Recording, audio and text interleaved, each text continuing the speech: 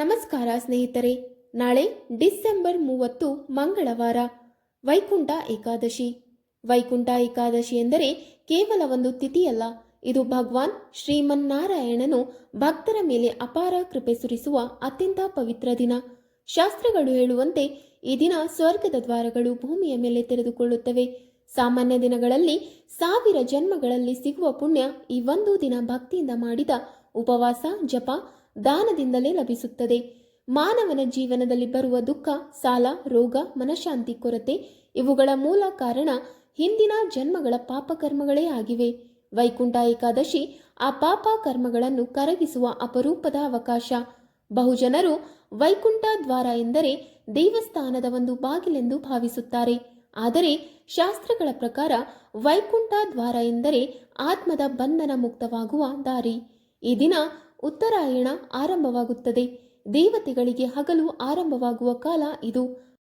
ಅದಕ್ಕಾಗಿಯೇ ಈ ದಿನ ಮಾಡಿದ ಪುಣ್ಯ ಕರ್ಮ ದೇವಾನುದೇವತೆಗಳ ಲೋಕದವರೆಗೂ ತಲುಪುತ್ತದೆ. ಭಗವಂತನು ಈ ದಿನ ಭಕ್ತನ ಭಾವನೆಯನ್ನು ಮಾತ್ರ ನೋಡುತ್ತಾನೆ, ಐಶ್ವರ್ಯವನ್ನಲ್ಲ. ಒಂದು ಕಾಲದಲ್ಲಿ ಮುರ ಎಂಬ ಅಸುರ ದೇವತೆಗಳನ್ನು ಹಿಂಸಿಸುತ್ತಿದ್ದ. ದೇವತೆಗಳ ಕೋರಿಕೆಗೆ ಸ್ಪಂದಿಸಿದ ವಿಷ್ಣು ಆ ಅಸುರನನ್ನು ಸಂಹರಿಸಿದನು. ಆ ಸಂದರ್ಭದಲ್ಲಿ ವಿಷ್ಣುವಿನ ದೇಹದಿಂದ ಏಕಾದಶಿ ದೇವಿ ಉದ್ಭವಿಸಿದಳು. ಅವಳ ವರದಾನವಾಗಿ ಈ ದಿನ ವ್ರತ ಮಾಡುವವರಿಗೆ ಮೋಕ್ಷ ಲಭಿಸುತ್ತದೆ ಎಂದು ವಿಷ್ಣು ಆಶೀರ್ವದಿಸಿದನು.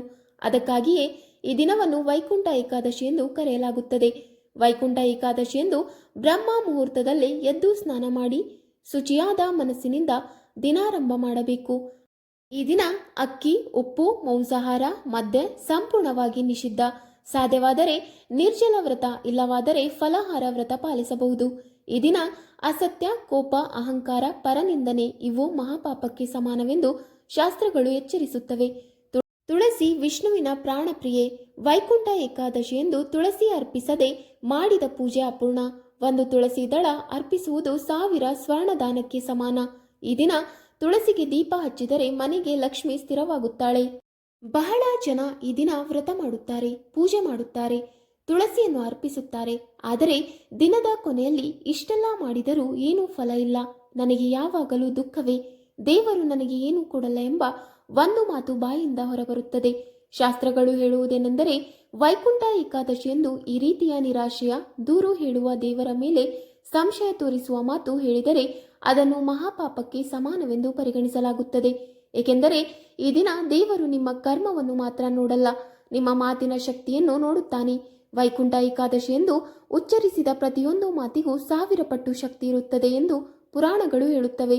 ಇದರಿಂದ ನನ್ನ ಜೀವನ ಹಾಳಾಗಿದೆ, ನನ್ನ ಭಾಗ್ಯವೇ ಕೆಟ್ಟದ್ದು, ದೇವರು ನನಗೆ ಏನೂ ಕೊಡಲ್ಲ ಎಂಬ ಮಾತುಗಳು ನಿಮ್ಮದೇ ಭಾಗ್ಯಕ್ಕೆ ನೀವು ಶಾಪ ಹಾಕಿದಂತೆ ಆಗುತ್ತದೆ.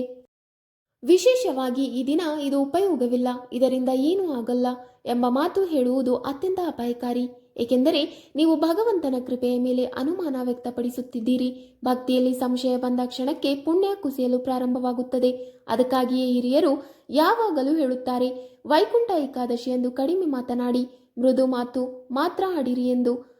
ಇನ್ನೊಂದು ದೊಡ್ಡ ತಪ್ಪು ಎಂದರೆ ಈ ದಿನ ಇತರರ ಬಗ್ಗೆ ಕೆಟ್ಟ ಮಾತು ಆಡೋದು, ನಿಂದನೆ ಮಾಡೋದು, ಜಗಳ ಮಾಡೋದು.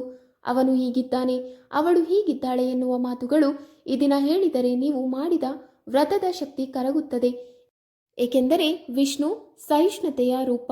ಅವನ ದಿನದಲ್ಲಿ ದ್ವೇಷದ ಮಾತು ಹೇಳುವುದು ಅವನ ಸ್ವಭಾವಕ್ಕೆ ವಿರುದ್ಧ. ಶಾಸ್ತ್ರಗಳಲ್ಲಿ ಸ್ಪಷ್ಟವಾಗಿ ಹೇಳಲಾಗಿದೆ, ವೈಕುಂಠ ಏಕಾದಶಿ ಎಂದು ಕೋಪದಿಂದ ಹೇಳಿದ ಒಂದು ವಾಕ್ಯ, ಅಹಂಕಾರದಿಂದ ಆಡಿದ ಒಂದು ಮಾತು, ನಿರಾಶೆಯಿಂದ ಹೊರಬಂದ ಒಂದು ಶಬ್ದ ಕೂಡ ನಿಮ್ಮ ಪುಣ್ಯವನ್ನು ನಾಶ ಮಾಡುವ ಸಾಮರ್ಥ್ಯವನ್ನು ಹೊಂದಿದೆ. ಈ ದಿನ ಮೌನ, ಶಾಂತಿ ಮತ್ತು ಕೃತಜ್ಞತೆ ಇವೇ ಅತಿ ದೊಡ್ಡ ಪೂಜೆ. ಹಾಗಾದರೆ ಸ್ನೇಹಿತರೆ, ಈ ದಿನ ಯಾವ ಮಾತನ್ನು ಹೇಳಬೇಕು ಎಂದು ಕೇಳಿ. ನಾನು ಭಗವಂತನ ಶರಣಾಗಿದ್ದೇನೆ, ನನಗೆ ಬಂದದ್ದೆಲ್ಲ ಅವನ ಕೃಪೆ, ನನ್ನ ಜೀವನವನ್ನು ನೀನೇ ನಡೆಸು ಎಂಬ ಮಾತುಗಳು ನಿಮ್ಮ ಭಾಗ್ಯವನ್ನು ತೆರೆಯುತ್ತವೆ. ಒಂದೇ ಒಂದು ಓಂ ನಮೋ ನಾರಾಯಣಯ ಎಂಬ ಜಪವು 1000 ಪಾಪಗಳನ್ನು ಕರಗಿಸುತ್ತದೆ. ವೈಕುಂಠ ಏಕಾದಶಿಯ ದಿನ ನಿಮ್ಮ ಬಾಯಿ ದೇವಾಲಯದ ಗಂಟೆಯಂತೆ ಇರಬೇಕು. ಅದು ಮಂಗಳ ಧ್ವನಿಯನ್ನೇ ಹೊರಹಾಕಬೇಕು. ಯಾರೊಬ್ಬರಿಗೂ ಶಾಪವಲ್ಲ, ಆಶೀರ್ವಾದ ಹೊರಬರಬೇಕು. ದೂರು ಅಲ್ಲ, ಧನ್ಯವಾದ ಹೊರಬರಬೇಕು. ಆಗ ಮಾತ್ರ ಈ ದಿನ ಮಾಡಿದ ವ್ರತ, ಪೂಜೆ, ದಾನ ಫಲ ನೀಡುತ್ತವೆ.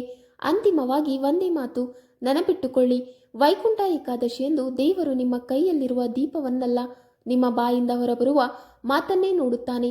ಆದ್ದರಿಂದ ಈ ದಿನ ಒಂದು ತಪ್ಪಾದ ಮಾತು ನಿಮ್ಮ ಪುಣ್ಯ ನಾಶ ಮಾಡಬಹುದು, ಆದರೆ ಒಂದು ಸತ್ಯವಾದ ಪ್ರಾರ್ಥನೆ ನಿಮ್ಮ ಜೀವನವನ್ನೇ ಬದಲಾಯಿಸಬಹುದು. ಓಂ ನಮೋ ನಾರಾಯಣಾಯ. ಓಂ ನಾರಾಯಣಾಯ ವಿದ್ಮಹೆ ವಾಸುದೇವಾಯ ಧೀಮಹಿ ತನ್ನೋ ವಿಷ್ಣು ಪ್ರಚೋದಯಾತ್. ಈ ಮಂತ್ರಗಳನ್ನು ಕನಿಷ್ಠ 108 ಬಾರಿ ಜಪಿಸಿದರೆ ಮನಸ್ಸಿನ ಭಯ, ದುಃಖ, ಪಾಪ ಭಾವನೆಗಳು ಕರಗುತ್ತವೆ. ರಾಶಿ ಯಾವುದೇ ಆಗಿರಲಿ ಈ ಮಂತ್ರ ಎಲ್ಲರಿಗೂ ಸಮಾನ ಫಲ ನೀಡುತ್ತದೆ. ಈ ದಿನ ಮೇಷದಿಂದ ಮೀನದವರೆಗೆ ಪ್ರತಿಯೊಂದು ರಾಶಿಗೂ ವಿಭಿನ್ನ ಫಲಗಳು ದೊರೆಯುತ್ತವೆ. ಕೆಲವರಿಗೆ ಧನಲಾಭ, ಕೆಲವರಿಗೆ ಆರೋಗ್ಯ ಸುಧಾರಣೆ, ಕೆಲವರಿಗೆ ದಾಂಪತ್ಯ ಸುಖ, ಮತ್ತೊಬ್ಬರಿಗೆ ಆಧ್ಯಾತ್ಮಿಕ ಜಾಗೃತಿ. ಆದರೆ ಒಂದು ವಿಷಯ ಎಲ್ಲರಿಗೂ ಸಾಮಾನ್ಯ, ಶ್ರದ್ಧೆ ಇದ್ದರೆ ಮಾತ್ರ ಫಲ. ಅನ್ನದಾನ ಮಾಡಿದರೆ ದಾರಿದ್ರ್ಯ ನಾಶ. ಈ ದಿನ ವಸ್ತ್ರದಾನ ಮಾಡಿದರೆ ಗೌರವ ವೃದ್ಧಿ, ತುಳಸಿ ದಾನ ಮಾಡಿದರೆ ಪಾಪ ವಿಮೋಚನೆ, ಹಣ ದಾನ ಮಾಡಿದರೆ ಪುಣ್ಯ ಸಂಚಯ. ಶಾಸ್ತ್ರಗಳ ಪ್ರಕಾರ ವೈಕುಂಠ ಏಕಾದಶಿಯ ದಾನ 7 ಜನ್ಮಗಳ ಪಾಪವನ್ನು ಕರಗಿಸುವ ಶಕ್ತಿಯನ್ನು ಹೊಂದಿದೆ. ಈ ದಿನ ಮಹಿಳೆಯರು ತುಳಸಿ ಪೂಜೆ ಮಾಡಿ ಮನೆಯ ಶಾಂತಿಗಾಗಿ ಪ್ರಾರ್ಥಿಸಿದರೆ ಕುಟುಂಬದಲ್ಲಿ ಕಲಹ ಕಡಿಮೆ ಆಗುತ್ತದೆ. ಕನ್ಯೆಯರು ಉತ್ತಮ ವರ ಪಡೆಯುತ್ತಾರೆ. ಗೃಹಿಣಿಯರಿಗೆ ಲಕ್ಷ್ಮೀ ಕೃಪೆ ಹೆಚ್ಚಾಗುತ್ತದೆ. ಹಿರಿಯರು ಸಂಪೂರ್ಣ ಉಪವಾಸ ಸಾಧ್ಯವಿಲ್ಲದಿದ್ದರೆ ಫಲಹಾರ ಸೇವಿಸಬಹುದು. ಮಕ್ಕಳು ಮನಸ್ಸಿನಿಂದ ವಿಷ್ಣು ಸ್ಮರಣೆ ಮಾಡಿದರೆ ಸಾಕು. ವ್ರತ ದೇಹಕ್ಕಿಂತ ಮನಸ್ಸಿನ ಶುದ್ಧತೆಗೆ ಮುಖ್ಯ. ಅತಿಯಾದ ನಿದ್ರೆ, ವ್ಯರ್ಥ ಮಾತು, ಜಗಳ, ಅಸತ್ಯ, ಇತರರನ್ನು ನೋಯಿಸುವ ವರ್ತನೆ ಇವು ಈ ದಿನ ಮಾಡಿದರೆ ಪುಣ್ಯ ನಾಶವಾಗುತ್ತದೆ. ವೈಕುಂಠ ಏಕಾದಶಿಯ ದಿನ ಶಾಂತ ಮನಸ್ಸೇ ಅತಿ ದೊಡ್ಡ ಪೂಜೆ. ನಿಯಮಿತವಾಗಿ ಈ ವ್ರತ ಪಾಲಿಸುವವರಿಗೆ ಜೀವನದಲ್ಲಿ ಅಚ್ಚರಿಯ ಬದಲಾವಣೆಗಳು ಕಾಣಿಸುತ್ತವೆ. ಸಾಲ ತೀರಿಕೆ, ಆರೋಗ್ಯ ಸುಧಾರಣೆ, ಮನಃಶಾಂತಿ, ಭಕ್ತಿಯಲ್ಲಿ ಆಸಕ್ತಿ ಸಹಜವಾಗಿ ಬರುತ್ತದೆ. ಅನೇಕರು ನಮ್ಮ ಜೀವನವೇ ಬದಲಾಗಿದೆ ಎಂದು ಅನುಭವವನ್ನು ಹಂಚಿಕೊಂಡಿದ್ದಾರೆ. ವೀಕ್ಷಕರೇ, ನಿಮಗೆ ಈ ಮಾಹಿತಿ ಇಷ್ಟವಾದಲ್ಲಿ ವಿಡಿಯೋಗೆ ಲೈಕ್ ಮಾಡಿ, ಶೇರ್ ಮಾಡಿ ಹಾಗೂ ಕಮೆಂಟ್ ಮಾಡಿ. ಇಂತಹ ಮುಂದಿನ ವಿಡಿಯೋಸ್ಗಳಿಗಾಗಿ ನಮ್ಮ ಚಾನಲ್ ಅನ್ನು ಸಬ್ಸ್ಕ್ರೈಬ್ ಮಾಡಿ. ಧನ್ಯವಾದಗಳು.